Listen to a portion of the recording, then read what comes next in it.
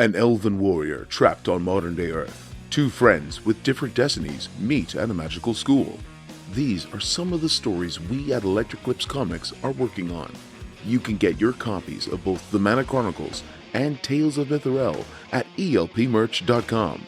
Support independent creators, explore the merch featuring exciting ELP Comics art with a wide range of designs. Electric Lips Comics. Imagination electrified.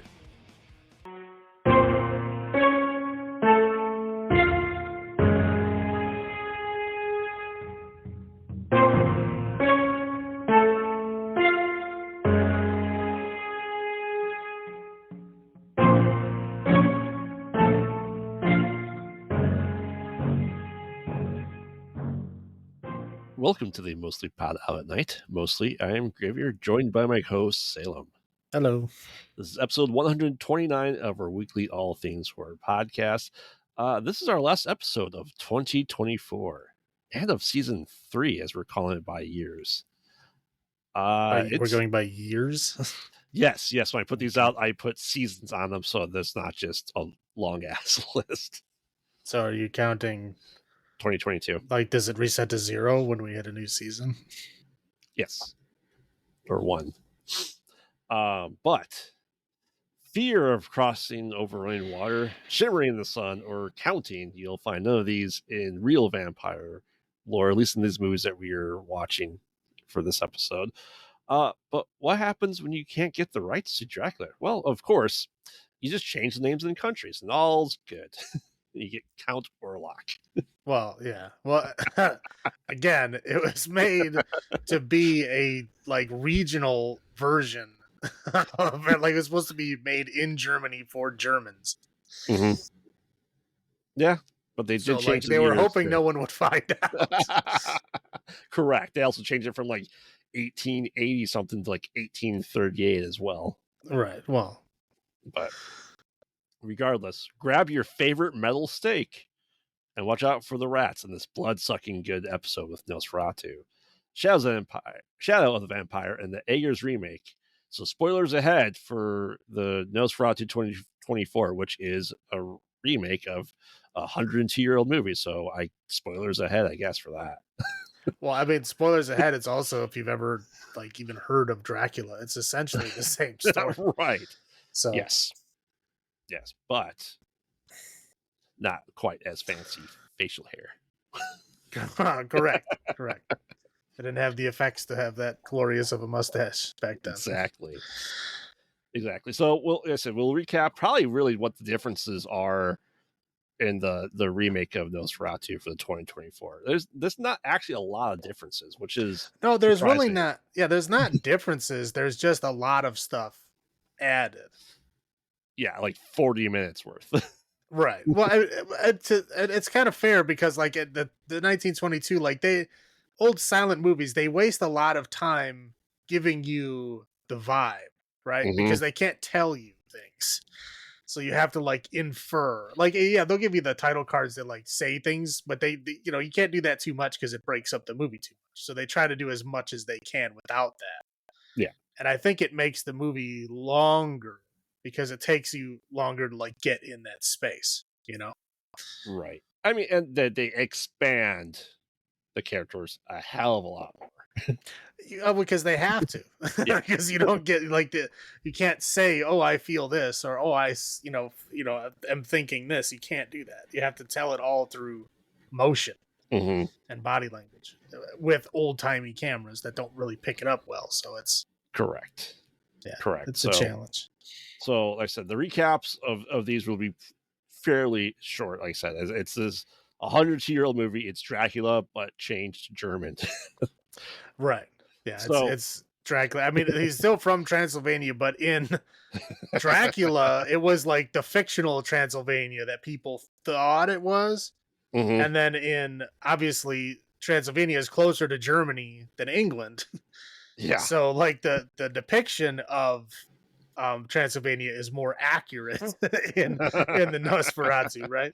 Yes, yeah. So essentially, long story short of this is we meet our young man, and he is charted to go sell the property to Count Orlock. He's trying to get his way into the real estate firm. They said, well, he has to go do this in person, so you got to go there and travel to it. And so he ends up at the castle eventually after how many days of travel. They said it's like 6 weeks round trip.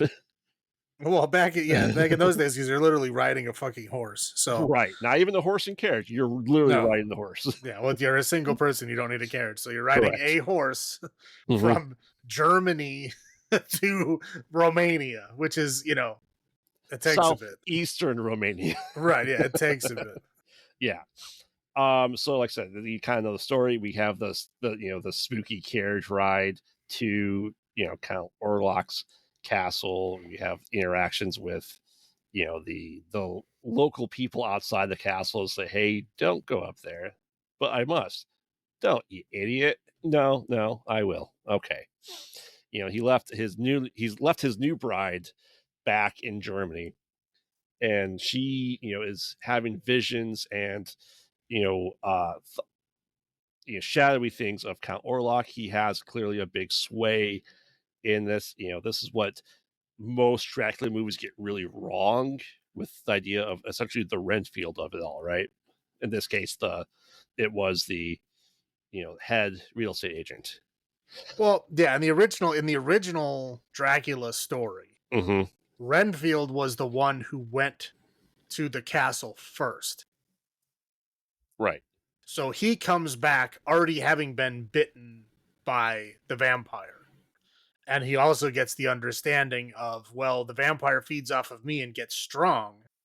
Yes. So he, again, essentially, I think it's like a PTSD reaction back before they knew what that was, of do unto others what has been done to me. Yes. To make things better. And in the traditional Dracula, he doesn't eat people, he eats animals. And every animal that he eats, any animal that he eats, he gains more power from. This is his belief. I'm not saying that's true. Right. So he's like his servant. So he's his servant and he feels him getting closer. And this one is a bit different in that the main dude that sends him is doing it on purpose. Yes. Yeah, he's essentially part of bringing the Count to Germany, to the town of Weisberg, I believe. Wiesberg, yes. I don't know. It's a W. I don't know how to pronounce German. Yeah. So, all that's going on there. Like I said, the plot's pretty much the same, but he gets there, and he starts getting fed off of by Count Orlock, and he starts having nightmares and visions. He kind of sees all these weird, spooky things. He essentially he finds a book about old folklore and vampires. Was that given to him, or did he just find it in the castle? It was sitting on the nightstand when he stayed at the inn in town before he went to the castle. Right. Yeah, so it's like vampires, demons, and other cursed objects. Right. It's just basically, instead of having a person give you the exposition of what's happening, right? The info dump. It's a book that literally show pages of the book on the screen. Yeah. Yeah. So eventually he gets, like I said, he gets to the castle, and he gets the big grandiose introduction to Count Orlock. He looks like a vampire. He doesn't look like anything else, because Max Schreck did have a weird look about him, and he really used their features to their advantage. Yeah, well, depending on what vampires you're looking at, is a lot of them have taken Nosferatu as like a sub genre of vampire, meaning that they're like the intentionally looking evil and wrong. You can tell there's something messed up with the person when you look at them. Right. Like in the Vampire the Masquerade, the role-playing game, Nosferatu are the separate clan, and that's their curse, is they look all fucked up. Right. They look like they're halfway between a bat and a human. Well, yeah, they're all different. They're all fucked up in some way, shape, or form. Some of them are like diseased. Some of them are like, misshapen, deformed, whatever it is. They're obviously not normal. So that's their curse, and their gift is the ability to like hide in plain sight, like psychically. So like if they walk into a room, like people would intentionally look the other way. They don't know why. They're just compelled to look the other way. So like they have stealth by like psychic force. Right. Whatever. Yeah. Yeah. So, anyway, like I said, he suspects he's a vampire because he does cut his finger on the bread, and we get an explanation for that in the next movie of why that happens. He just kind of feeds on them. He's like, "Oh, your wife Why, is." what happened? Why he cuts his hand? Yeah. I mean, that's a knife and a hand and Well, bread. it wasn't supposed to happen, right? And Shadow Vampire says, no, but we'll get to that. So anyway, he's being fed upon, and you can tell Count Orlock is infatuated with his wife Ellen, and they're signing the deeds like, hey, she's great. I'm just going to go ahead and kind of keep your locket, and she's got a pretty neck. Well, yeah, but yeah, in this one, this is the first time that he sees her or knows of her, right? But he becomes obsessed with her. Yeah, and he also gets like, because of that, he also gets like a weird psychic bond with her. I don't know if that's from like biting the dude or if it's from like the locket. I don't know. Like, I think ever get an explanation in this one. Yeah. In this one, we don't. Like I said, you have to infer a lot. It's whatever you want it to be. There's a lot of inferring for a movie that's like an hour and 40 minutes. Again, like I said, there's a lot of time taken to show you things that you can't hear. There, it's you don't realize how important sound is until it's not there. Right. Yeah, that's very true. So, so essentially our dude is just under stuff, and after that, like, infatuation with Count Orlock, Ellen starts like sleepwalking and starts to, seeing him and all that stuff. So essentially, what's his first name? Who? The guy. Thomas. Oh, yes, Thomas. Thomas, but they call him by his last name, which is Hooter. Hooter. Yeah. So essentially he starts kind of going around the castle trying to figure out what the hell's going on there, and he kind of finds where Orlock is hiding. He opens it up, and you have like one of the memorable scenes of him coming out of that. But he's that memorable scene doesn't happen till later. Oh, that's in the ship, isn't it? Yes. Okay, you're correct. The one of him rising up, yes. Right? Yeah. So anyway, now that the deed is purchased, that Count Orlock is going to literally move in across the street from Thomas and Ellen in the original. Yeah. It's like, oh, there's a shambles house made of falling apart across the street. Good, he wants it that way. Okay. So anyway, Orlock goes onto their version of the meter, which I'll know if we ever get a name of the ship or not in this. But anyway, the cruise kind of starts falling sick, and they're like, oh, this is evil. We have to destroy this evil sickness that's brought him there. They open up the coffin. That's where he has what I would let's call it the classic vampire rise out of the coffin, where there's a board behind them as they're being, straightened up. But everything that gets it is from that scene in this movie. Eventually, the ship does come back to Wiesberg. Of course, everyone's dead, right? He eats them all, and essentially, the plague breaks out in the town, right? Which then causes their Van Helsing to come in, like, okay, there's something clearly going on here. We know what to do, and eventually, I believe that. Does Thomas come back at this point in time? Yeah, he actually makes it back to the town before the ship gets there. Because it's like rough weather. So that kind of makes sense. Right. And also to go from Germany to Transylvania, I mean, that's a long trip around the water.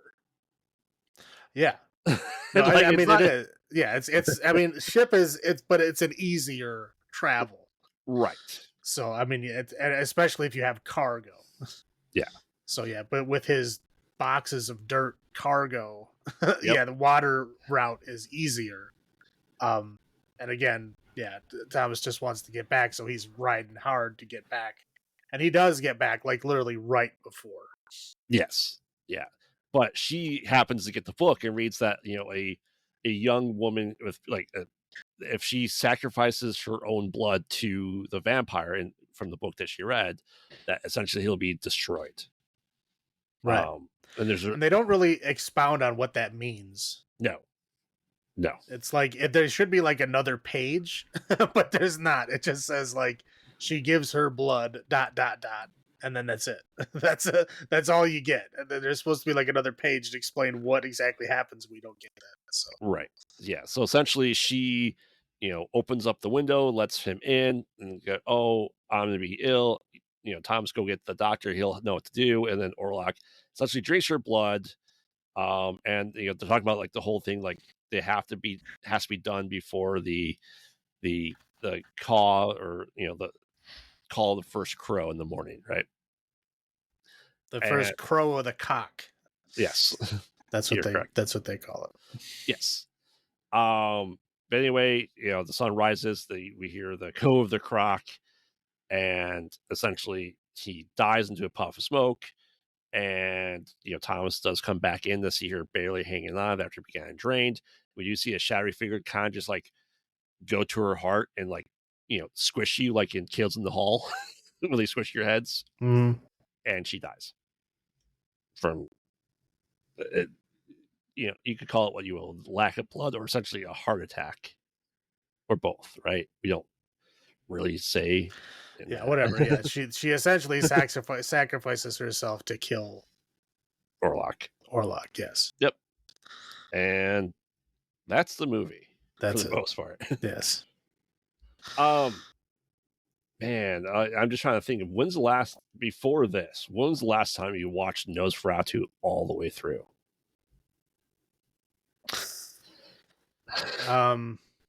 It was probably honestly, I think it was the first time I watched it all the way through. I don't know if I remember. I know I watched it through all the way through before, but I don't think I've done it more than once. Right. It was. I remember I had seen bits and pieces. I knew of it, but I'd never watched it because silent movies don't play on TV like ever. So right. I never rented it. It was when I was maybe late teens, early 20s. I had gotten a gift, like we used to like buy people presents in our group, and it would always be whatever cheap ass thing we could find, like under $5 that we thought was like kind of sort of related to that person, Yeah. We'd buy something like that, just to get something, just to be funny. And somebody had gotten me one of those like DVDs of like classic horror movies, it was like the old-timey silent movies. Yeah, they were like the shitty ones, right? Because those are like, of course, that DVD was less than $5. But right. It was like it was actually pretty interesting, and I actually ended up watching all the movies on it eventually. It was like, I don't remember all the movies that were on there, but Nosferatu was one of them. Metropolis was one of them. I mean, it had a bunch of those classic movies. I would think Haxon was on that too. I might have been. I honestly don't know. I probably still have it. I don't think I ever got rid of it. But it was a whole bunch of like, they weren't all silent movies, but a lot of them. It was like old, really, really classic. I think maybe the original Dracula was on there. I don't know. Whatever. It was classic stuff. And I ended up watching all the movies on there. And that was, I think, the first and last time I watched it from beginning to end. Yeah. I mean, it's, I agree. I'm pretty sure I have that collection as well. Yeah. Just because let's face it, it was Target that was selling or new for like $20, like 50 to 100 classic movies.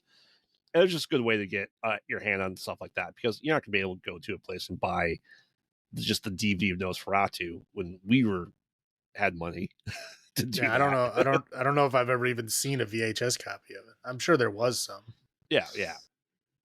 But it's so ingrained into everyone's mainstay though too. Like, we know it's Dracula before Dracula, but we don't know. I didn't really know much about it when I first saw it, I would think. I had heard the story of, I want to say it was around the time of Bram Stoker's Dracula. There was a lot of stories and articles about the book and stuff like that around that time. And I want to say I read about it technically being Dracula, and then getting in trouble for being Dracula, and then literally like they were ordered to destroy all copies of the film Mm-hmm. because they lost the lawsuit. Obviously the Bram Stoker's estate found out about it. They sued it because it was close enough. They lost the court case. The court said, yeah, that's Dracula. You didn't change enough. You're still, making Dracula. Especially, it's not like you can claim that it was original because you asked for the rights beforehand and they told you no. Right. And so they ordered them to destroy all of the copies of the film. So it's kind of a miracle that it exists at all, because it's technically was supposed to be destroyed. It was supposed to be something that should not have existed to this day. And for it to not only survive but thrive in that time is kind of crazy. But, easily the most accurate Dracula movie ever made. right. Right. I mean, like I said, it's a good movie. I mean, especially for a silent movie, it's fun. They do a lot of interesting things for it being 1922. Oh yeah, for sure. And you're right. Like I said, it's been a long time since I watched it sit down, but it's like I said, it's so ingrained into our head, especially the scene or him creeping through the shadows like that. When you think of vampire movie, you still think of Nosferatu.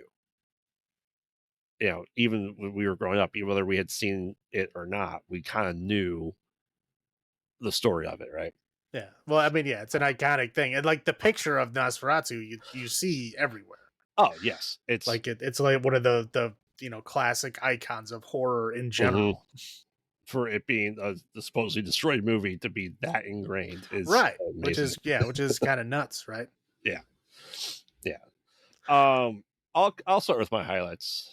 I mean, first off, I thought knowing the story now is, you look at like the credits, opening credits, right? Freely adopted by.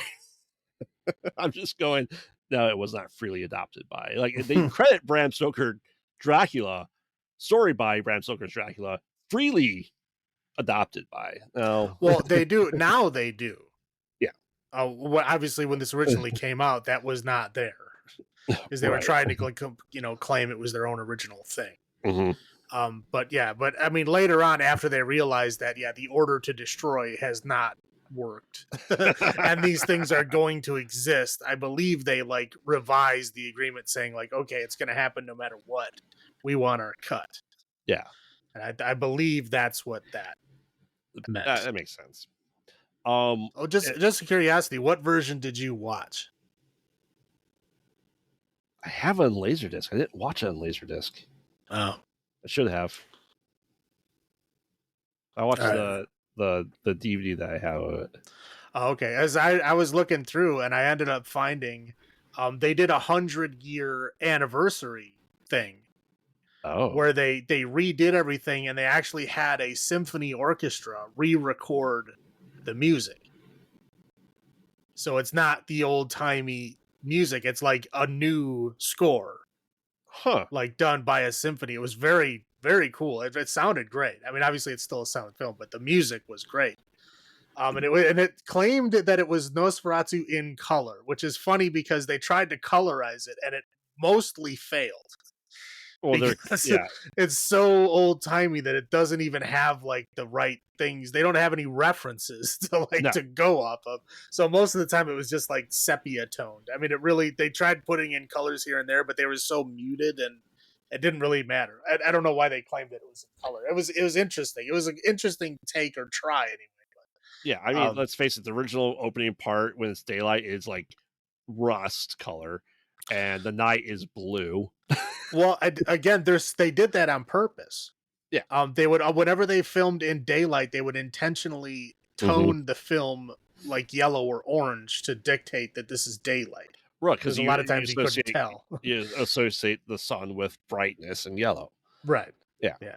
So that was intentionally done in silent films in general, just so that you knew. Right. That it's a day has passed. Blah blah blah. Yep. Right. But on that note, you talk about the music. I agree. The music for what I watched on the DVD was a banger. It was fantastic. It fit well with it. Felt like a stage production, because that's what they were. Everyone do stage productions. Well, yeah. Back in those days, they had they had live. Yeah. stuff. Yeah. Yeah. I liked, and we talked about like the artwork, stuff like that, the expressionism that is there in the set design. Like we don't see, like that was better crafted than the shitty, flimsy, blowing in the wind paper crosses in you know, the Christopher Lee movie, right? With, don't go into the shadow of the cross at daylight bullshit. Yeah. Right. Like these were like full on set designs and like done really, really well. I think the production value seemed really high for this, especially for this time period. Yeah. Well, I mean, this, as they kind of demonstrate in the next movie here, this was still high art at the time. Mm-hmm. So like filmmaking was a high art and even like bordering science Right. at this time. So yeah, they took it very seriously. Yeah. And something that I don't think I ever noticed or thought about the first time or on any watches of this, the doctor, the Van Helsing simile, right? Mm-hmm. Discussing the virus, essentially the plague. Like they were showing a virus and discussing it. And this is how like when he had the medical students like looking around the box in there and trying to see what it looks like. That was a virus. And they didn't really think about viruses during the plague, obviously. Well, yeah, if this was really 1838, they would not have been doing.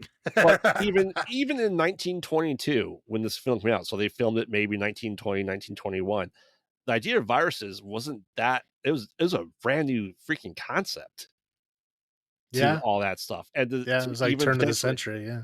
And even potentially correlating it to vampirism to being a virus.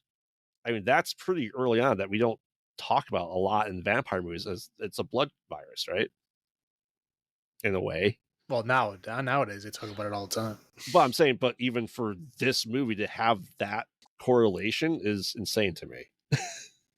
I mean, yeah, but that was like one of the obsessions of the time. Mm-hmm. Right? I mean, we're talking turn of the century was when all of that stuff really came around. That's when they realized that, hey, maybe doctors should wash their hands. Right. Maybe stop like dying when we do that. Yeah. Maybe you stop fucking cutting up corpses and then going and birthing babies, like with the same hands without washing them, and you wonder why people are getting sick.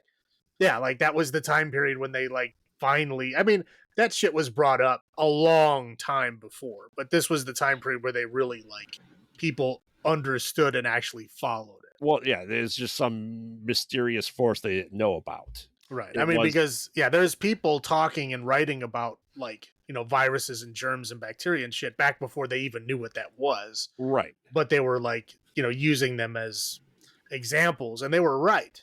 And they tried telling people, hey, you should do this. And they're all like, you're crazy. Right. But they didn't really like start believing them until that time period. Right. But like I said, the idea of it, and I don't think Bram Stoker ever meant it to be a virus. And for that correlation to happen, I thought that was pretty early on in the vampire lore. So I like that. It's interesting. No, I mean, they never really talk about, they do talk about that he could make other people a vampire, but it's not discussed how.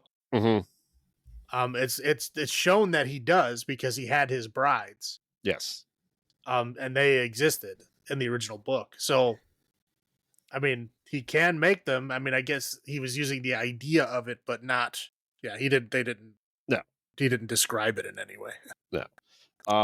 Like I said, though, just the amount of work to do even a movie like this back then for that length of a movie was insane.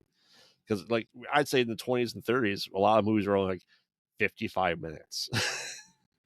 So this was, I feel like, a long movie, especially for the time frame of it, which I liked. You needed it. But those are my highlights. How about you? Yeah. So, I will say I believe this is our first silent film. It is our earliest film too.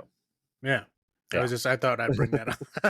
I just thought it was, our first of like silent film, and yes, the earliest film we've ever done now is 1922. I don't even know what they even had before then. I know they had like a version of Dracula before then, but I've never seen that version. Yeah, they had like Pierre the Vampire. They had the first horror movie was like Late Night at the House of the Devil or something like that.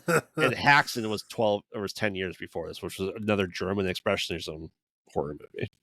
Yeah, I haven't seen those, but I mean, I'm sure there's a few we might get to. But, Oh yeah, there will be some. Yeah, I mean, I already talked about a lot of the story and the miracle that the movie even exists. Mhm. I already talked about the version that I watched in the symphony and how great it sounded. And I'd already mentioned the Nosferatu and what the modern interpretation of that is. Right. So that's what I got there. So, yeah, those are my high points. So I'll go to Go to your low points. my low points here.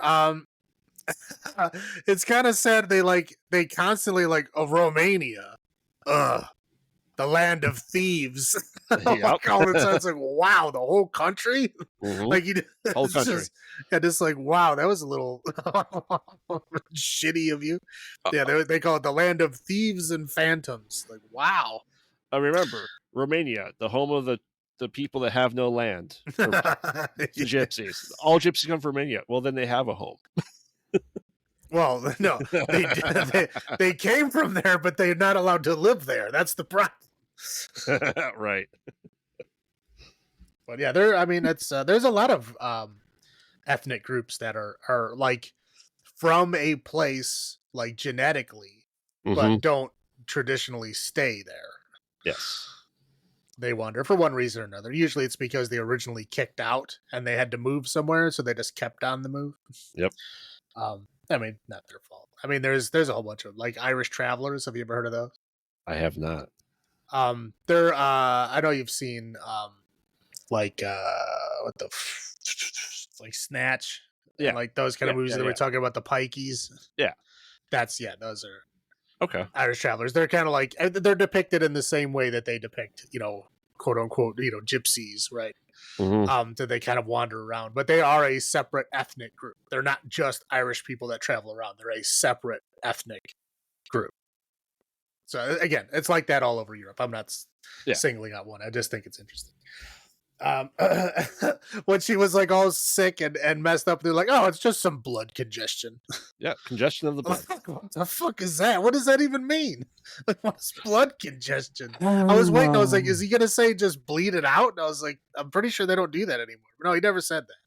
They said, oh, it's a blood congestion. She'll be fine. I actually attribute the idea of it to the old Roman way of that you have four liquids inside you. Humors. Yeah, so bile, piss, blood, and semen. And that's, if you're any one of those are out of balance, you gotta get them into balance, right? Well, yeah, but I mean that's like Middle Ages. I agree. So is bloodletting. The way that he was saying it, I was like, oh, is he gonna like bring out some leeches? Like, what the fuck is he talking about? But no, that's what they left it. He's like, just some blood congestion. Yeah, good job, Doc. I would say the facial hair and their sideburns in the movie were ridiculous. Yeah. They looked like they cut chunks of like goat hair off and just glued it to their face. Like it was all over the place. Oh, don't worry. I have eyebrows and sideburns on my list. It's like everybody that's supposed to be like shifty or old, they just like glued random chunks of hair to their face. Yeah, Knock had like 5-foot eyebrows. Right. And then sideburns that were hanging down like 2 feet off his head. It's crazy. But yeah, they were all over the place. Like I think the sailors were the worst ones. Oh yes, they were all over the place. Because I think they were like, "Oh, you're only on set for one day. Here, I'll put on this sideburn wig. Is this glue coming off? Yeah, it'll be fine. It'll wear off on its own."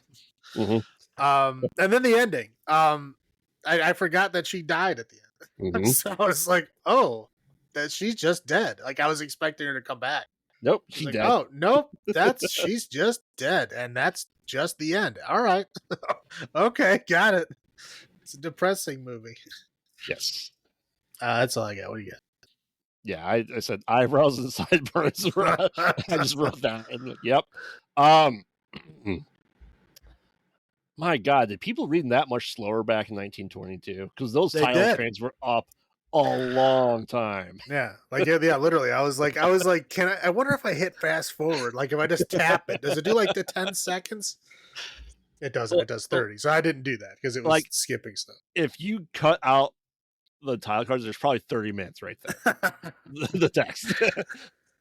Like, okay, I understand like 20, 25 seconds but like there's like 5 words and it's up there for like 45 seconds. Like, I get it. Thanks. Yeah, like literally, like, I read it and then I would like look at my phone for like 30 seconds, like waiting for it. Right. I mean, it's not like you had to hear anything. Anyway, Right. so, It's like, okay, got it. Let's go, guys. yeah. I thought hysterical that Orlock just picks up his coffin and streams about the town with it, and then him and his coffin dissipate into the door. Oh, that was one thing I thought was pretty cool too. Is they had like some very early stop motion animation and like him like moving the coffins. Yep. By themselves, and then him moving like the ship's hold door and stuff. It was like that's got to be very early versions. Of that. Easily. I don't think it's the first one. I'm just saying it's got to be very early uses of that. Yeah, but I thought it was weird that his coffin would just dissipate turn the mist with him. Like, if you can just carry that shit yourself and just go through things, you can just walk there. Like, what other powers do you have? There was another one where he was. I know it wasn't sepia toned, but he was walking down the street and it was very clearly daylight. Oh, yes. Because there's like shadows from everything as if it's like daylight. I'm like, pretty sure he's not supposed to be out in the sun. Well, in fairness, if you can have a vampire in daylight, then you can have shadows of crosses at night. Yeah. Well, it's again, I know it's because again, it's like sepia toned is day. If it's not sepia toned, that means it's not day. Even if you see shadows and it's very obviously day, it's not actually day. So I'm like, okay, I get it. Correct. Correct. But yeah, no, it's fun. But those are my low points. So our out ofs this week are pints of blood out of 10. So Salem, how many pints of blood out of 10 do you give the 1922 Nosferatu? I mean, this one's tough to score, right? Mm-hmm. Because it's like the root of everything. A lot. Yeah, I mean, it's like a root of like 90% of horror, right? So, yeah. I mean, if it's the root of 90% of horror, I mean, do you just go with a 10? Or, I mean, am I going about how I personally enjoyed it? It's as of right now. How you personally enjoyed it as of right now? If I'm going by how I personally enjoyed it right now, I would say 8. 8. It's good, but there's a lot of stuff that obviously is out of touch because it's very old, and that's not its fault. You know, it is timeless, but timeless only. You know, as I know the name is deceiving, but timeless only goes so far. You know, 102 years, I believe, timeless is worn off. Oh, easily. I don't disagree. Like I said, it is a classic. Is it the perfect movie? No, it's not. Let's face it. I mean, again, if I watched this in 1922, it would be a 10, obviously, because compared to what was out at the time, this would blow my mind. Oh, yeah. But again, there's a lot of things that are a result of this that I know hold the roots to this, you know, so I highly respect it. Just as enjoying it right now. That's what I get. Yeah, and this is not one of those things that you can just turn on and then go do other things because you have no idea what's happening. Oh, I have music playing. That's all you would hear. If you were cooking something. Like, it's not, you have to sit and you have to read. No, there's no in the background with this. No. But like I said, it is a classic. And other than, let's call it Shadow of the Vampire a remake, which I wouldn't call it. But it took this long for it to get remade is a testament to the movie itself. Because everything we're watching is getting remade. Everything we grew up as teenagers in our 20s is now getting remade. It took 102 years for this to happen. So shit, stuff that came out 10 years ago is getting remade. I know. That being said, I agree with you. It is 8 pints of blood out of 10. It is a solid movie. If you haven't seen it, even if you think you know the story, which you do, watch it to understand where a lot of stuff comes from. Oh, that was the other thing I was going to say. I was going to say something else, but I forgot. I got sidetracked. No, the original running time, most of the time the film was played faster. So, like, if you read the running times of this film, it goes all over the place. It's anywhere from like 50 something minutes all the way to like that because there's no sound. Sometimes they sped the film up. So I think if the film was sped up, I think the title cards would be the right length of time on the screen. I think because we're watching it at the speed it was intended to be. Because a lot of silent films run faster than Yeah. real life does, and I think this one originally did as well. And just as time goes on, it stayed true to the thing and got longer over time. Like I said, it's about hour and 35 minutes. Yeah, no, if you watch it at standard speed, Yeah. but I think there are versions that are faster. But still watch this. Like I said, even if you haven't seen it, but you know the story, just watch it.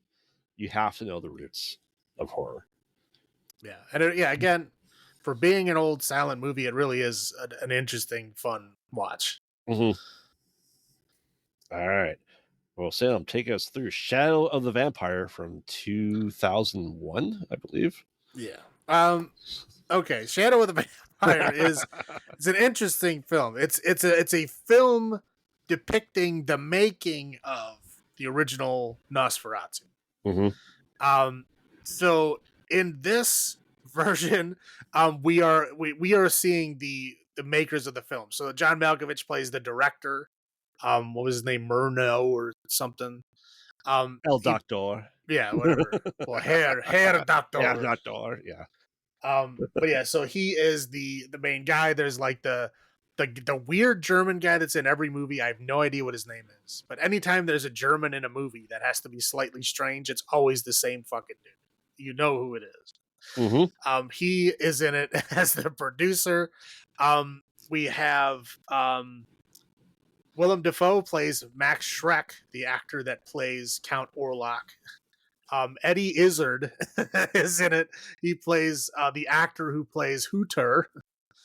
And then later in the film, we get Carrie Elwes, who is the director of photography. Second director. Yeah, like I said, he doesn't show up till later because the first one leaves. Well, he leaves the movie. Yeah. Anyway, so essentially they're filming the movie, right? Mm-hmm. So in this version of the movie, I'll just go into it. Is the vampire is real? Yeah. So Max he's Schreck. filming. Yeah, Max Schreck is actually a vampire. Not his name isn't Count Orlock, but he is a old vampire, and he's been there for a long time. And the director met him in his school days, and he's been building this film around that vampire. So he's gonna film he wanted it to be Dracula. Of course, he got turned down with the rights. So he made his own version, and this is why, because he had to make a vampire movie because he can make the most film accurate vampire movie ever because it's going to be a real vampire. Right. So it's essentially imagine the filming of this movie, but Count Orlock is a real vampire that actually does look like that. It's not makeup. That's what he actually looks like and acts like. And then Willem Dafoe plays the Count Orlock. It's interesting. I mean, and as they're filming the movie, the first director of photography gets bitten enough where he gets super sick and has to leave the film. And then Cary Elwes comes in, and he's the second guy. He's like a very flamboyant, I kind of want to call him like a World War I pilot. Like there's just people that just have no fear, and just very, playboyish. And he takes over. And then he puts in those little arty things, with the shadow and the stop motion animation and the lighting use and all that stuff. He's the one that adds that in that magic part. Yeah, slow motion. He's like, I'll shoot it really fast and then we play back normal speed to see when it's going slow. Yeah. So again, that's the way that they talk about the film is they talk about it like it's a high art science at this point in time, which it kind of is. I mean, that filmmaking is a very new art at the time. Like at the time, no real artist considered film art. Correct. I mean, that's how it is with every new art form. Every new art form, when it first comes out, everybody's like, "Oh, that's not art." Like painting is art, and nowadays, very clearly, movies are seen as art form, right? But now, what do they call it? Oh, that's not art, right? What do we got? Video games, right? Yep. Oh, that's not art. And that's what, again, every time a new art form comes out, these, snooty people. I'm not saying they're all like that. I'm just saying some of the snooty people are like, oh, that's not art. But this is the realm that we're in, where film is not necessarily there. So he's trying to make true art, right? Yeah. So yeah, essentially, and of course, Count Orlock is being very difficult. He refuses to go in the boat to go to the next filming location. So they have to build the boat in his castle. So all of the scenes that were like in the boat in Nosferatu are actually filmed in a fake boat inside the castle, which I thought was fun. Oh yeah. But yeah, over time, yeah, he attacks crew members and stuff like that, and over time, they start learning that it really is a vampire. And what he's promised him, the vampire, the reason why the vampire is doing this is he knows who the main actress that plays Ellen is. It's a girl, actress named Greta. Yeah. Yep. And he knows who she is, and he's obsessed with her, and he is getting her as his price. So his price to make the film is he gets to eat Greta. That's his payment. So that's like he's doing all of this and listening to, and doing the filming and listening to the director and doing whatever he wants because he is getting his Greta at the end. So yeah, like I said, over time, a lot of the crew get injured and hurt, and there's very few people learn what's actually going on. So it's the director, the producer, the second director of photography. They learn what's happening, right?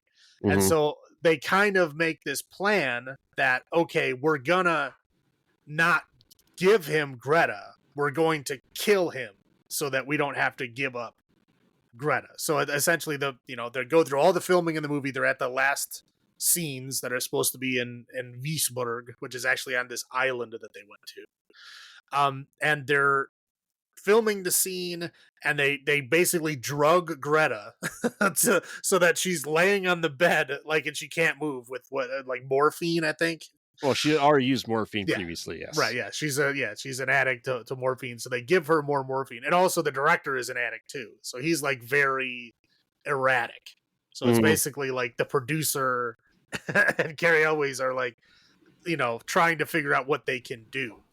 And so they rig up this kind of thing that when he comes, they're filming underground, so there's no actual natural light that gets in there. So they plan out this scene of they're gonna film the scene of him drinking her blood, and then they're gonna have him get up and act a scene over by this window, and then they're gonna trigger this big garage door thing that opens, and Sun's gonna come in and kill him. Right. But Count Orlock finds out about it ahead of time, disables it so that it doesn't work. So they try to do that. That obviously doesn't work. And then there's this big long scene where Count Orlock kills the producer. He kills, I don't know. Does Carrie always die? I mean, I know he gets, yes. Yeah, I was going to say he doesn't move, but I didn't know if he was dead. He's strangled his neck snapped essentially. Yeah. So he dies. Everybody essentially dies. And then people from the outside end up opening the garage door because they figure out something's going on in there, and then he does die from the sun, and the director ends up capturing it all on film. Yep.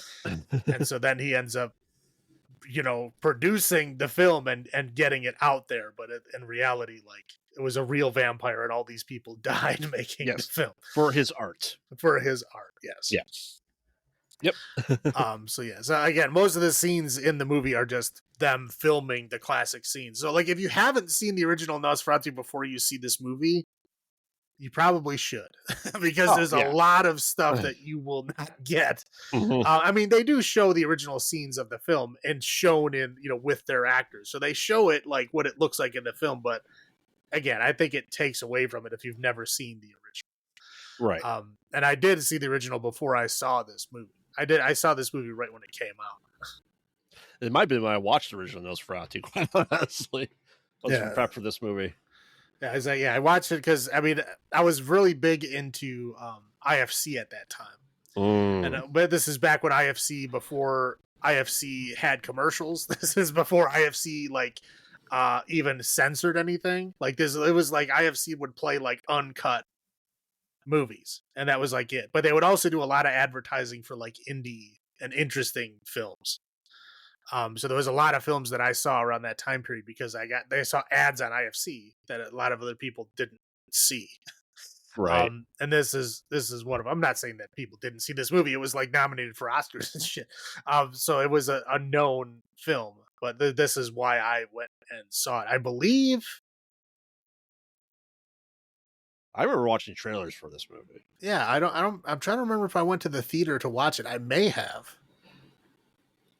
I don't have a memory of doing that. I probably didn't, but I know I was thinking. I was thinking about it anyway. Because I was a big fan of Willem Dafoe, and he is Willem Dafoe as Max Schreck perfectly in this movie. Yeah. I believe he was nominated for an Oscar for best supporting actor in this film. Yeah. And again, the makeup in this movie is great, and the makeup was also nominated and lost to what film? In 2001. Yeah. Final Destination. Yeah. How the Grinch Stole Christmas. Son of a bitch. It lost best makeup to that shit movie. Yeah. So that was the main thing that people thought it was going to win and end up losing it. And then the people thought it was going to win the best supporting actor. I don't think it did that either. Yeah. But no, this is, like I said, you have to watch, as you said, watch the original before watching this. You can understand like the ideas behind it. It's a fun parody or a retelling of the movie being made. Right. Yeah. Again, it's like you get like a lot of like interesting anecdotes. If you know what the scenes are in the film, you know what they're doing. Like I think it lays a lot more. You get a lot more out of it. Yeah. Do you want to do your highlights first? Sure. Okay. I mean, yeah, I'll say the cast, right? The cast is fantastic in this. We get John Malkovich. This is before he was like super huge. He was pretty big at this time. Oh yeah. But he wasn't like untouchable. Like he was still doing goofy films around this time period. I mean, Willem Dafoe is great. I don't know if there's anything he's been in that I don't like. Or at least I like his performance in it. There's been shit movies that he's been in, but I've always enjoyed his performances in those shit movies. I mean, Eddie Izzard is an interesting find, right? I mean, he had a lot of acting jobs around this time, but it's still fun to see him in there. Carrie Elwes is always a pleasure to see. Yep. But yeah, I thought it was a fun cast. They all had great chemistry. It was all done well. Again, the acting performances I thought were great. I mean, obviously it was Oscar nominated, so I mean they do some fun stuff. Like we already said, it ties in well with the original. So if you've seen the original and then watch this right after it, it really does add more to it. That's a fantastic companion piece. Yeah, right. And then again, I literally like the idea that like movies are science. Movies are like high art at this time. And it's like a true artistic visionary trying to bring his vision to life and sacrificing everyone in the process. I thought it's fun. Yeah. Is that all you got? That's all I got. Yeah, I completely agree. The cast, especially Defoe, amazing. Absolutely amazing. I said it's fun, the recreation of the movie, as we said. I like the of Max Schreck being a real vampire. It adds a level of madness and kind of hilarity to the movie. Yeah, it is. It's a movie that's it's all kinds of different layers. Like it has a definite comedy layer there, right? Making fun of like actors and directors and how they interact and stuff like that. It's got the horror element, obviously, because there's a real vampire there that's like killing people for real, and people know that it's happening and are letting it happen anyway. And there's also the dramatic aspect of like trying to get that perfect vision made. Right. And it's funny because especially in this movie, they're talking about like the method actors, that people that don't leave character, and it's a poke of fun of that too. Because like, oh, that Max Schreck, just call him Count Orlock, no matter what, he's in character. Yeah. Like, oh, okay, he's that type of actor. Okay, yeah, he's not going to come out of character until the DVD commentary is over. Right. And I think that's a fun jab at, let's face it, people are now like fucking Jared Leto. Right. It is things like people do win awards doing that, but a lot of people go insane as well. Correct. Just Malkovich being Malkovich, essentially I was expecting, hey, you fuck face. But he is John Malkovich through and through in this movie. He's fantastic for it.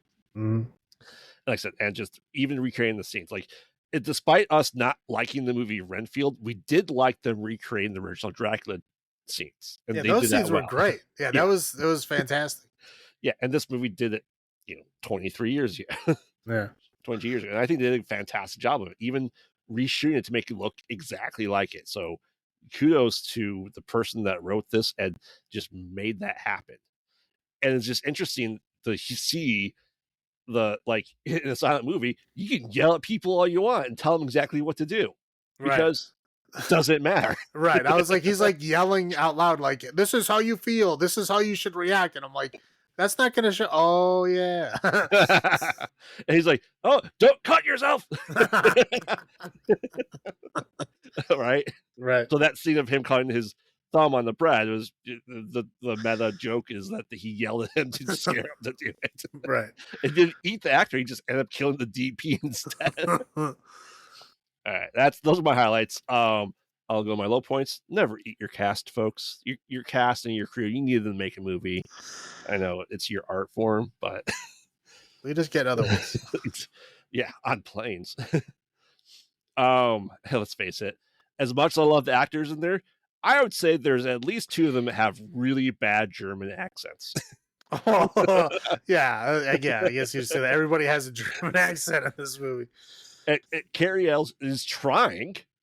He doesn't have it. He's trying, though. Well, at least he starts out with an accent.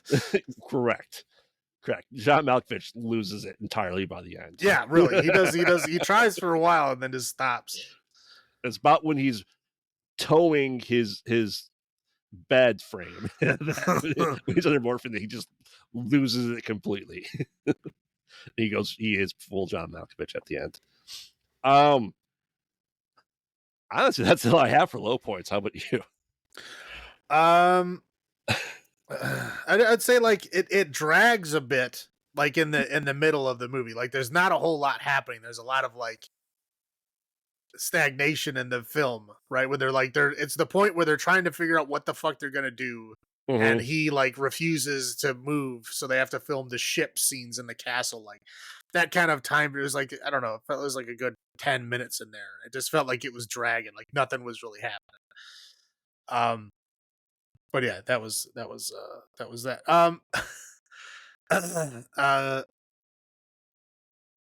For as long as it was, there wasn't a whole lot of tie-ins. I expected there to be more. In the beginning, there was a bunch, right? And then it just, as time went on, they just like stopped doing that. I thought they should have kept doing those, as I did like them a lot. I wrote another one here and I don't know what it says. So we'll just skip that one. So yeah, needs more Greta. All right. So once again, pints of blood out of 10. I said this is a solid movie. It's I'd say as good as Nosferatu. So I will give this an 8 pints of blood out of 10. It's good. It's a companion piece. You need to watch them together. Hands down. I'll probably agree with you. I think it's right about there, but yeah, that's good. 8. That's good. Yeah, it's an essential companion piece that no one knew they needed until this movie came out. Right. It's a fun secondary, but like after you watch the original Nosferatu, it's a fun like kind of second look at it. And it's interesting. Yeah. All right. So spoilers ahead, for the Nosferatu 2024. I really just want to talk about the differences, the main differences that we can remember, right? Because the storyline is the same. Yeah, it's exactly it's literally the exact same.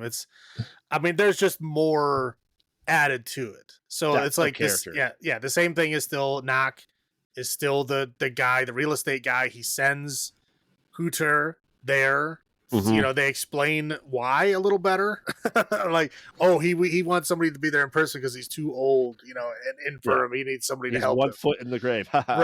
Right. Yeah, like stuff like that. But it's everything happens exactly the same. I mean, the depiction of Romania is a little more accurate. A little bit, yeah. Yeah, like it's way more accurate. Like everybody has those luxurious Romanian mustache. Yes, they do. I mean, that's a thing. They all had mustaches. That was like a sign of masculinity back then. After he wakes up and he gets the vision of stabbing Dracula with a metal stake, everyone's gone.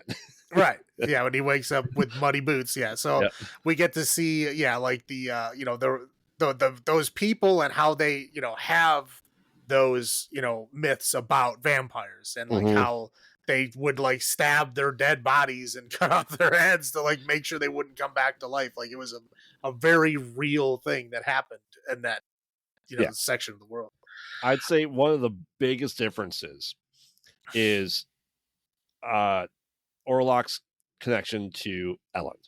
Right. Because it's established that years ago. She was like always like kind of psychically connected. And her parents thought she was like the devil for doing so. So she was like kind of shunned by her family and she felt very, very lonely.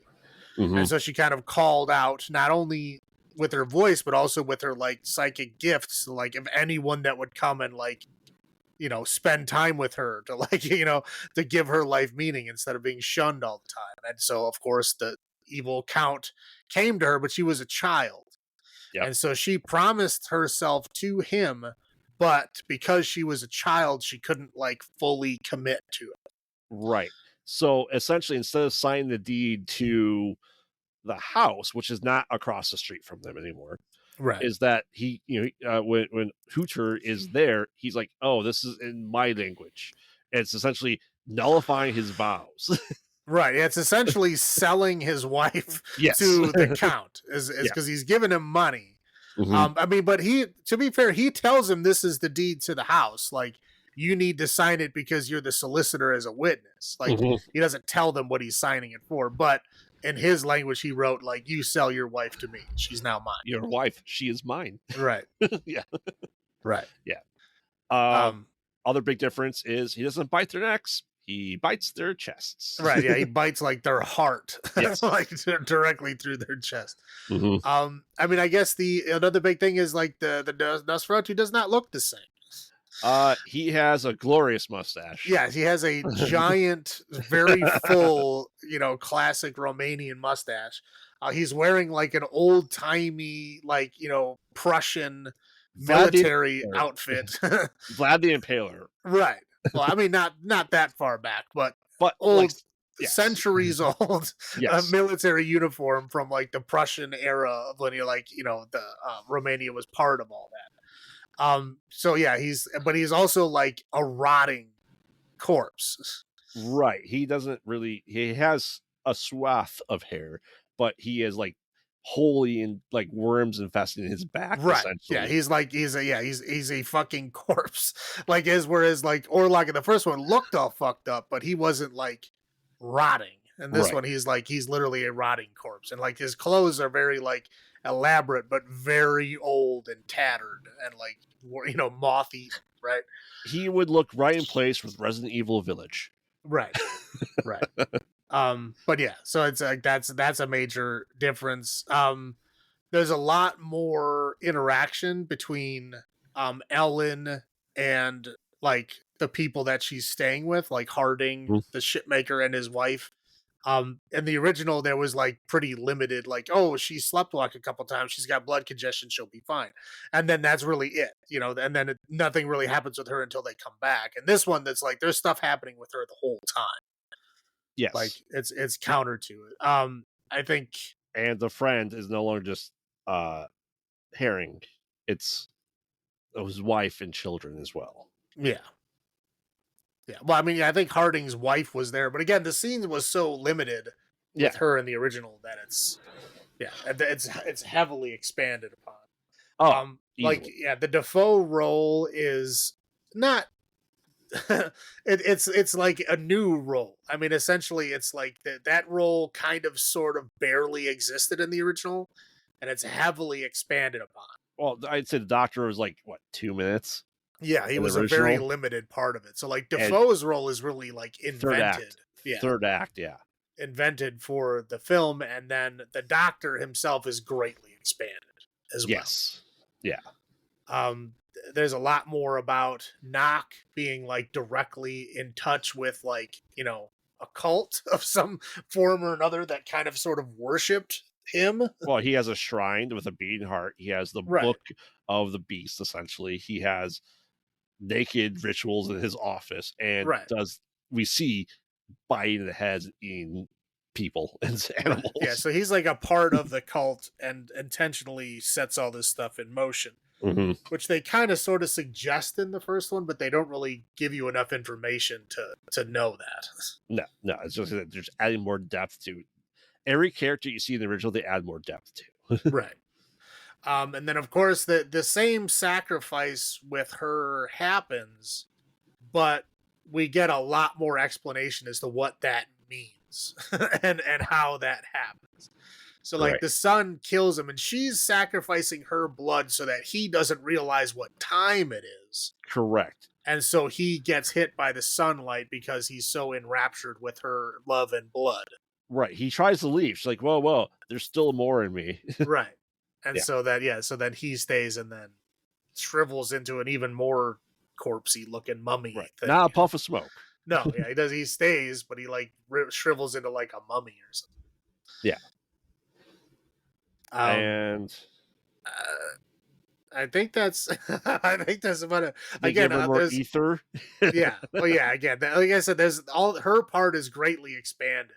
They kind of go into like the medicine of the time, you know, like what they were trying to do, what they were trying to move away from, but what they were still very naive about, you know, like Or they women still had basically congestion of blood, yes. yeah, like women are basically like, you know, you're told what to do, just fucking do it. Like, Yep. and if you're like doing anything else, you're raving mad and you get drugged.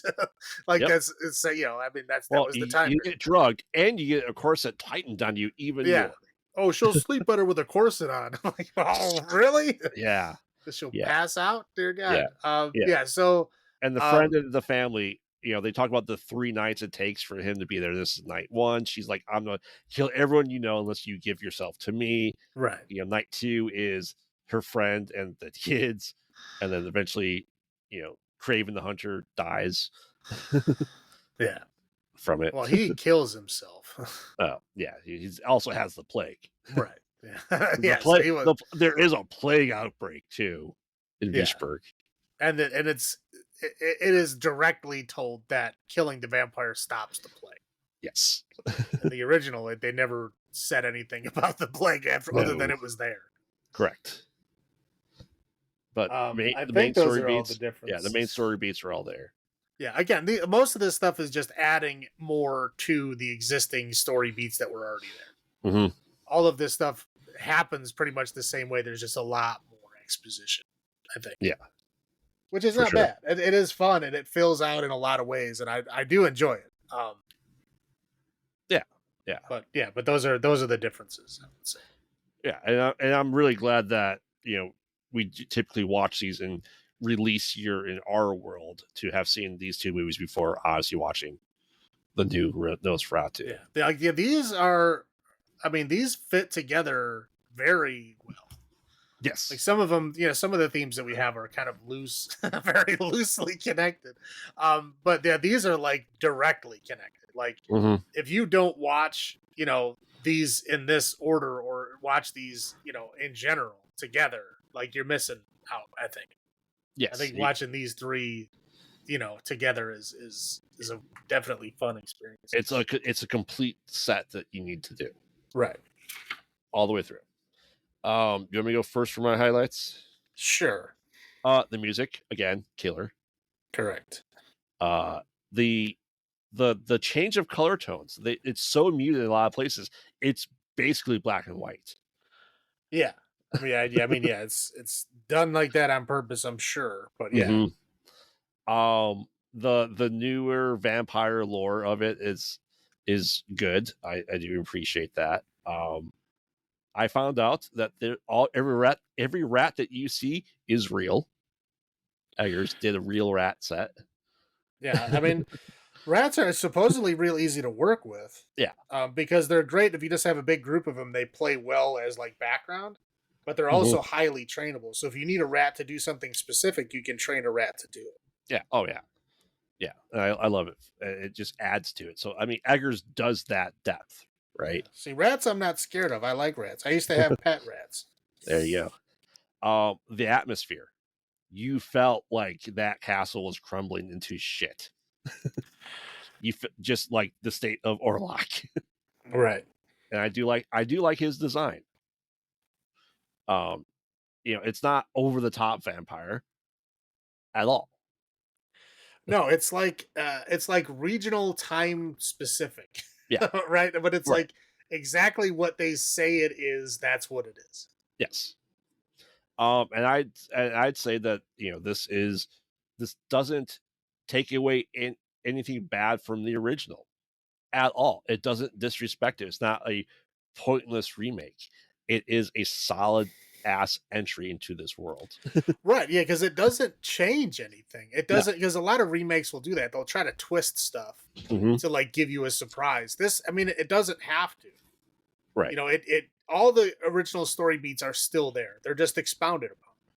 Yeah. So like anything else that's like a fun add or a fun change, it's not changing the story beats. It's just adding to them.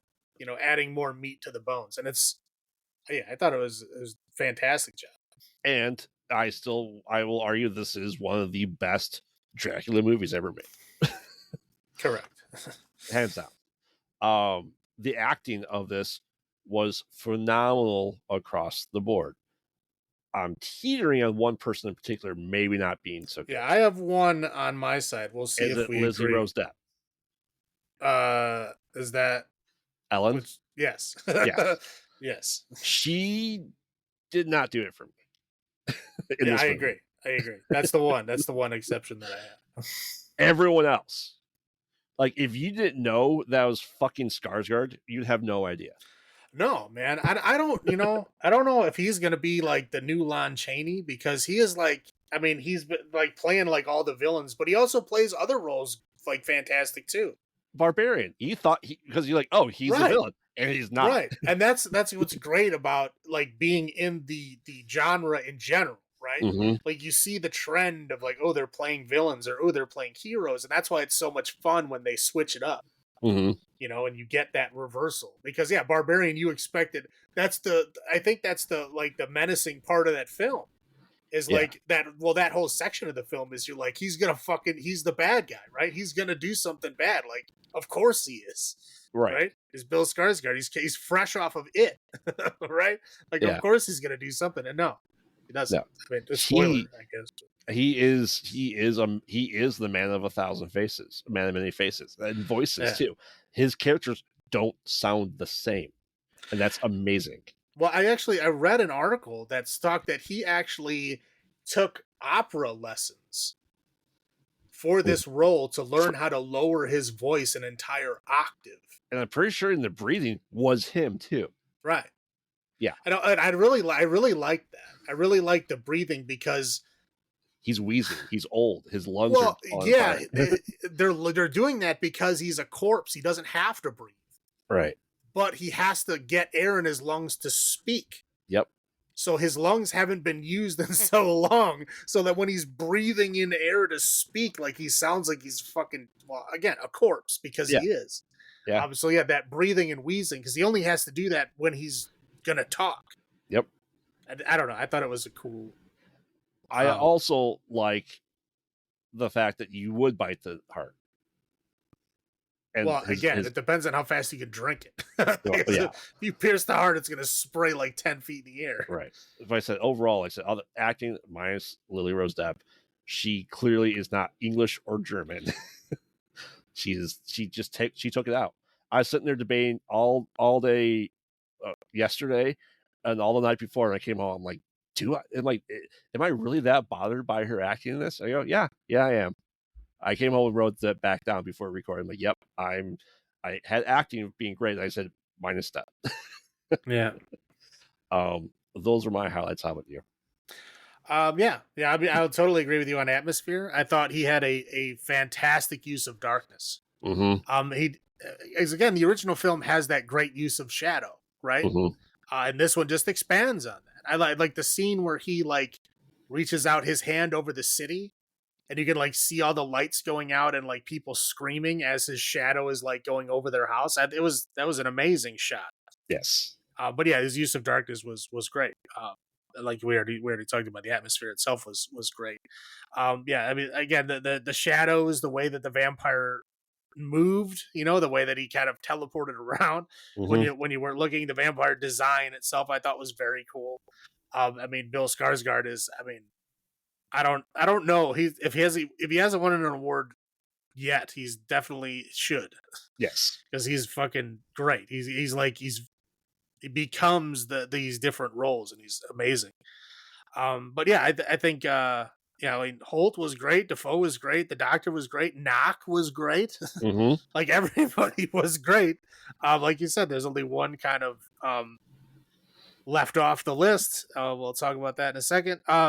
Again, this one has a lot more violence, right? I mean, Oh, obviously, yeah. it's easier to film violence and attacks and stuff now than it was back then. But yeah, there's a lot more violence and a lot more consequences for actions in this one. Mm-hmm. The other one, again, they couldn't really film action scenes well. I understand why they didn't do it, because it would have taken away from the original, I think, if they tried. But yeah, this one definitely adds it in because it can, and it does a fantastic job. And I thought they did a better job depicting Knock in this one, like kind of showing like he is nuts, and like he put this whole thing in motion on purpose.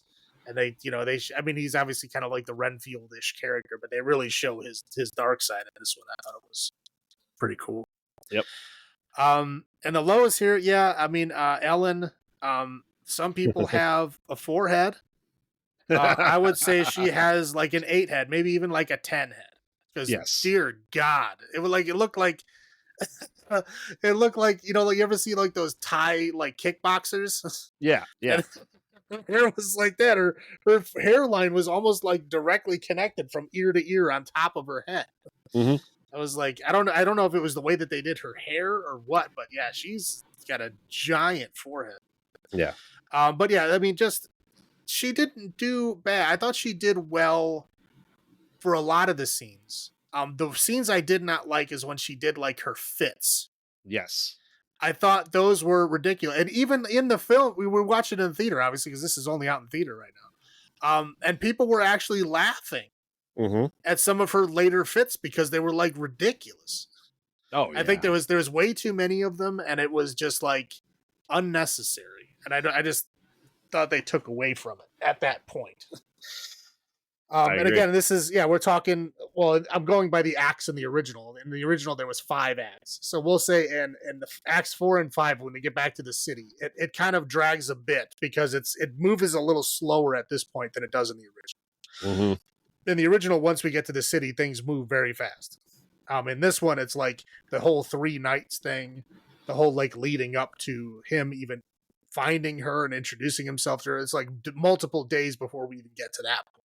Yeah, the original is like you meet the doctor and there's 5 minutes left of the movie. Right. Yeah, it's like you meet the doctor and now she's sleeping on the bed and he's coming in. Like it's almost done. And like in this one, it adds a significant amount of time. Like the whole Willem Dafoe talking to the doctor, setting this all that stuff is added in. And I think it drags a bit, maybe because I just watched the original and I'm like, okay, so like, why is there so much stuff happening here? I didn't think it was bad. I just thought it felt like it dragged a bit at that point. I just thought there was a lot of stuff going on, but there was a lot of really cool scenes in there. You know, like where the vampire kills the fucking kids. It's like darkly fucked up. You know, like there's interjecting stuff of like really good stuff in between. I just felt like there was maybe a little too much in that section. And I think, Ellen having her fits and breakdowns and, hysterics in that 40 time minutes. period. Yeah. I think that kind of added to it. I think it just, because you were already dragged out at that point and then seeing her have a fit for 10 minutes, it's like, okay, we can move on. But I thought her acting when she wasn't doing the fits was not bad. Like I don't think I'm not going to say she was bad. I just think she was definitely the worst of them. Oh, easily. But again, she's also standing up against some great people, so I guess that's hard to do. The ending is still sad, right? She still dies. This time the mummy dies right on top of her, which can't be comfortable, can't be a good way to go out. Not only that, but she's also naked at the time. Yep. Which is great. And then we also don't get the iconic scene of him rising from the box. I was waiting for it. As was I. And it did not happen. And I was like, really? We got the whole like his shadow sneaking up the stairs. We got that scene. We didn't get him coming out of the box. I was waiting for it. No, we got rats coming out of his coffin on the ship instead. Yeah. Well, they had that scene in the original. Yeah. When they opened up the box of dirt, the rats came out. Yeah, but I'm saying he was after that. They didn't have it there. So. Yeah, I mean the scene was pretty interesting when he was like moving towards the coffin, and he was like literally standing behind him the whole time. But until he moved a little bit, you didn't know it was him because he like looks like weathered wood at that point. That was, I mean, it was a cool scene. I'm not saying there wasn't cool scenes to replace it. I just was waiting for that scene and it didn't happen. But that's all I got. What do you got? I agree. I wrote down long, all in caps. Long. Yeah. Like I remember sitting there. I remember going through the thought. This is 2 nights ago, and like, is this movie done yet? Like, it should be done, right? Like, I like looked at my phone, like, okay, this is a long ass movie. 2 hours and 20 minutes. It added 40 fucking minutes. Yeah. No. Yeah. It added significant amount, and I think most of it is in that. Again, going off of the original, the Act 4 and 5. Yeah. Oh, easily. Right. Easily. That's where it is. And I mean, if you have Willem Dafoe, you're going to use Willem Dafoe. And I get that. But yeah, I agree with your points of why it seemed longer. Yeah. The children didn't have to speak, right? I felt like they didn't need to speak because they were annoying as hell to me. Yeah, but children are annoying. I mean, I don't disagree. But like, it's something like, you know, their acting was not good. And you know what exactly, you know who they remind me of? The children in The Witch. The Witch. Yes. Yeah, I mean, that's obviously it's Eggers. Maybe that's how he just sees children. I don't know. Right. But I think they were just trying to humanize Ellen, humanize Harding and his wife. I think without the children, I think you might have seen them as cold. I mean, they're just acting as they would have in that time period. Yes. But for us looking back, they would have seemed very cold. Yes. And I think without the children, I don't think we get to see how human they are. And I don't think their deaths would have meant as much. They didn't have to speak, though. I agree. I mean, I'm kids annoy the shit out of me. But I think that's the reason why. I understand why they're there. Oh, that's why I'm not complaining. I didn't enjoy them either, but I'm not complaining that they were there because again, without it, how else are you going to humanize? And to us, looking back on 1838, obviously, it's a hell of a lot different world than we're in now. Oh yeah, yeah, and of course, Vamp Dick. Yeah, that Vamp Donger was flopping. I go. Not sure that's necessary. I don't think it added to the movie. Yeah. Can't you just pretend like it fell off already? I mean, he's a corpse, right? I was not expecting that. I'll give the movie credit. I was not expecting Vamp Dick. I wasn't either. I was like, oh, we're going there. All right. Yeah. Like I said, it's just a lot of these things are just minute points, and we try to find something to have our low points. But yeah, like I said, depth. Maybe they thought she was able to act really well, and then rehearse the convulsions or the hysteria, or the congestion of the blood. Yeah, I don't know. Yeah, I don't know. It's her forehead was very distracting. She's been in other things, and I haven't been that distracted by her forehead. I think it was just the way they did her hair in this movie. It honestly felt like, obviously I'm bald. If I just got a really shitty wig. Right, it felt like they put a wig on her, but they like attached it too far back or something. Yes. I don't know what it was. It was very distracting. But again, I don't think her acting was necessarily that bad. I just think there was certain aspects of it that weren't great, and I think those aspects shined brighter because they were very obvious. Yes. But I'm not going to say she was bad. I'm going to say aspects of it were bad, but I don't think she was bad in general. Yeah. But I mean, you always have a weaker person in the movie generally. and that's just happened to be her, unfortunately, because she was up against really strong. Yeah, like I said, she's also standing against some giants there. So yeah, I mean, all it's right, kind of hard to compete with Sid from Final Fantasy. that's very true. All right, so Salem, how many pints of blood out of 10 do you give the 2024 Nosferatu? I'm gonna be very unimaginative, and I'm gonna say 8. 8. Ah, man. It's only been one watch for us. And maybe knowing the length of the movie going to it when I rewatch it again, it'll be different. But at this point in time, I do kind of like it better than Nosferatu, the original. A little bit. Yeah, So I mean, I think it adds a lot to it. I will get Oh, you're gonna 8.5. fuck it up. Fine, fine, fuck it up. Yeah. I'm changing mine to a 9 then. I was trying to keep it, homogenized with all 8s, but fine, if you're gonna be like that. Yeah. I don't know. This is definitely it's the bookend, right? You have the original, you watch the funness that is the middle one, and then you watch just I'm gonna say it right now, the right way to fucking do a remake. Right. Again, it stays true to all the original elements of the Mhm. original, right? It stays true to every single one of the elements from the original, and it expands so much. Yeah. Expands so much that maybe you don't want it to expand as much, right? Like Mhm. maybe you don't want to do that much. But again, it is a great movie. I enjoyed it a lot. Yeah, it's longer, but I don't regret it being longer. It felt like it was long in that stretch. I think just because when you get to that point in the original, we're almost out. And when you get to that point here, we're like halfway through. Right. Yeah. Like I said, no, this is how you remake it if you're going to remake it. It's not after 5 years, it's not after 10, it's not after 30, it's not after 40. 102. Let's go 102 for every remake. Yeah, that'd be nice. So, all right. Anything else to add to this episode? No. All right. Well, our 2024 is done for our podcast. We watched some truly terrible movies this year that came out this year and that we just happened to review this year. Yeah. Yeah. But I'd say we also discovered some really great movies as well. It's a mixed bag of this, and we'll get more into that with our next episode, which is we're going to rate our top 5 and bottom 5 horror movies of 2024. I'm probably gonna have some honorable mentions. I think we should I'm probably gonna have a couple in there, just because the highs are really high and the lows are really low.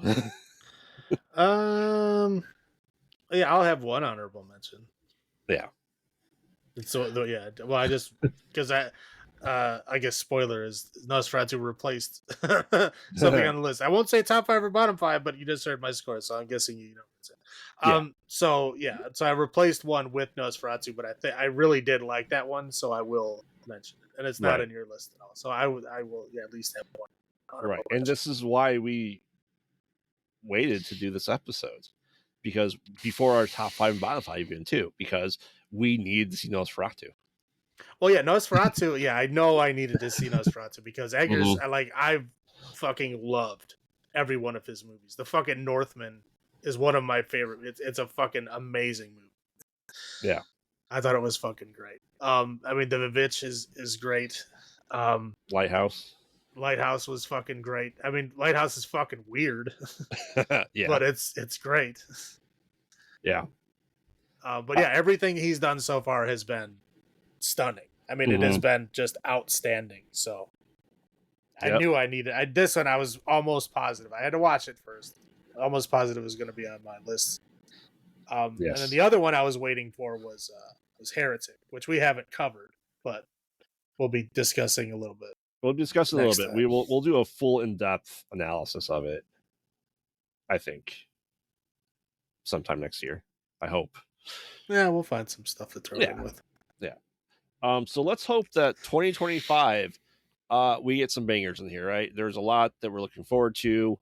How we can do that in our next episode, what we're looking forward to in 2025 of stuff that's coming out, because let's face it, although we don't do TV shows, Alien Earth yeah, it's on there. Well, yeah, I'm interested to see what it is, right? I mean, Yeah. it's interesting knowing what time period it's going to be in. Mhm. Like, what are they going to do? I don't know. It'll be fun for sure.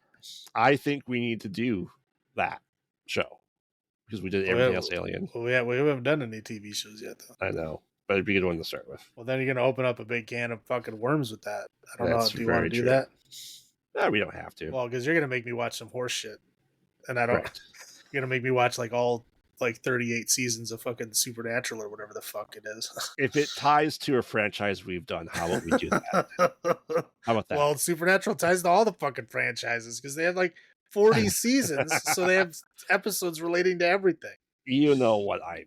I'm sure they got a fucking Frankenstein episode and like a fucking vampire episode and like. Oh, there are tons of vampires. Yeah, right. See? You can tie it into fucking everything. I know you're going to do that to me. That's why I'm like, I don't want to go there. I don't want to do that. Then we'll just enjoy Alien Earth for ourselves. Well, we'll see when we get there. Yes. All right. But remember, we watch bad movies, so you don't have to. And this has been Graveyard saying, have you checked on the children? This is Salem saying, long live the new flesh. Good night.